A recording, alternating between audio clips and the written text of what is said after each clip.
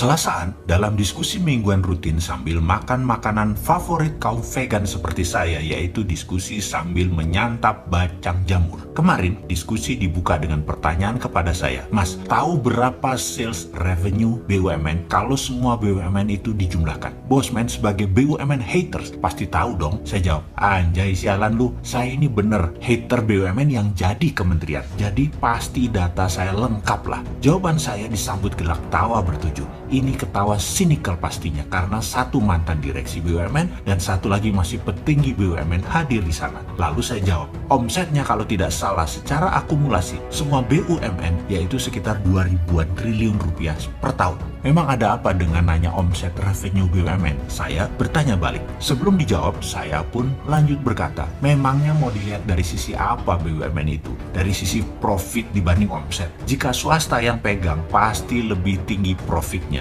Dari sisi servis juga pasti swasta lebih baik. Kalau dari sisi korupsi, swasta nggak ada korupsi. Kalau dikorupsi, pengelolanya langsung kolaps perusahaannya. Kalau BUMN dikorupsi, merugi, negara injek tambah dana dan fasilitas dari APBN. Surga bener deh tuh BUMN. Asli saya geblek-geblekin BUMN bobrok semua kok dipiara di bawah kementerian. Amit-amit banget dah. Saya mulai nyolot. Pokoknya enak kerja di BUMN. Ukuran suksesnya gampang. Proyeknya, proyek pemerintah. Komisarisnya, pejabat kementerian terkait, dan para pendukung pilpres. Modal kalau kurang, negara yang bantu. Tambah subsidi lagi terhadap harga jual. Seperti pupuk misalnya. Pokoknya siapa saja bisa jadi direksi BUMN. Gak usah pinter, pokoknya nurut diatur. Wes, itu aja syaratnya. Sebuah kalimat yang menunjukkan sinisnya saya dengan BUMN di bawah kementerian. Kenapa Mas Mardigu gak suka sama BUMN sih? Demikian salah satu yang hadir yang baru beberapa kali ketemu, yang belum kenal sekali sifat asli saya.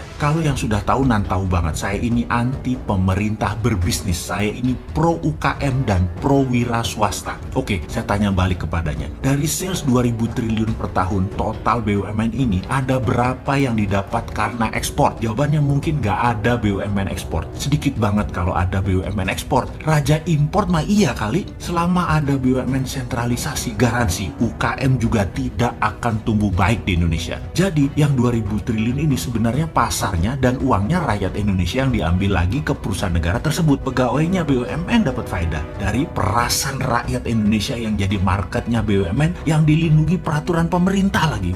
Asli aneh dah bernegaranya. Ini malu-maluin. Masa jualan ke rakyat sendiri? Masa pahlawan devisanya bukan BUMN? Ahli impor iya BUMN. Katanya memuja Tiongkok, tetapi nggak niru Tiongkok. Tiongkok, BUMN-nya itu pahlawan devisa, bos. Misalnya, mereka kerja membangun di Indonesia. Itu menguntungkan Tiongkok. BUMN Tiongkok tuh pahlawan devisa sekali lagi. Tetapi menjadi penjajah dan mengambil devisa negara lain. Karena uang keluar dari Indonesia kan cash out. Dan itu cash out-nya kemana? Ke Tiongkok. Maaf nih ya, bagi pejabat yang sekarang jadi menteri yang memuja Tiongkok, saya bisa bilang salah besar miring ke Tiongkok. Jadi solusinya bagaimana ke depan tentang BUMN? Kalau saya bisa memberi masukan kepada Presiden, kurangi dulu proyek infrastruktur, benahi sektor keuangan negara, benahi sistem perbankan, benahi sistem pembayaran, fokuskan masalah kesehatan yaitu selesaikan COVID. Ada mazhab dalam geoekonomi bernegara dan itu harus disadari oleh kita semua. Tidak ada mazhab ekonomi yang lebih baik dari satu dengan yang lain. Yang ada hanyalah mana yang cocok dipakai dalam situasi yang mana. Itu kuncinya. Pertanyaan sederhana, kalau dalam rumah tangga kita anak banyak, suami gaji pas-pasan, untuk hal ini nombok dan banyak utangan di warung dan lain sebagainya, dalam negara itu namanya ekonomi lagi bas. Di keluarga lain, suami naik pangkat, istrinya punya usaha catering sedang moncer, lalu dapat pecah waris. Maka kalau negara seperti ini, negara tersebut dalam keadaan ekonominya boom.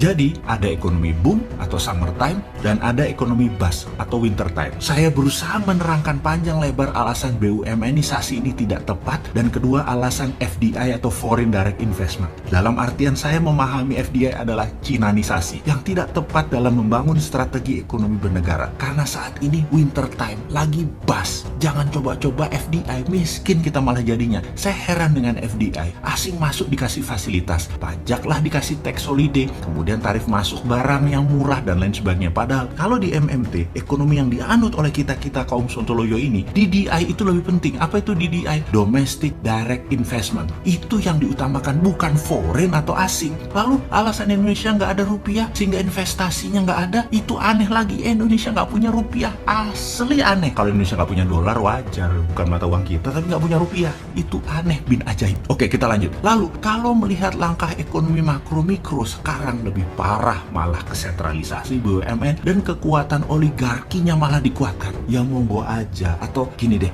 terserah 4L kali ya. Mudah-mudahan semua aman, bisa melewati petaka COVID dan nggak terjadi krisis ekonomi lebih parah. Karena menurut saya pribadi, ketika strateginya nggak terlalu mendukung UKM, kayaknya ekonomi akan terseok-seok tahun ini dan tahun kedepannya. Kita, kaum Sontoloyo, ingin sekali berkontribusi mengembangkan UKM. Salah satunya dengan MMT, tetapi apa daya, tangan tak sampai, suara tak terdengar, yo wis, sakarepmu. Suatu hari kau akan tergantikan juga, kau akan tak bertameng lagi. Jadi hati-hati ya bernegaranya.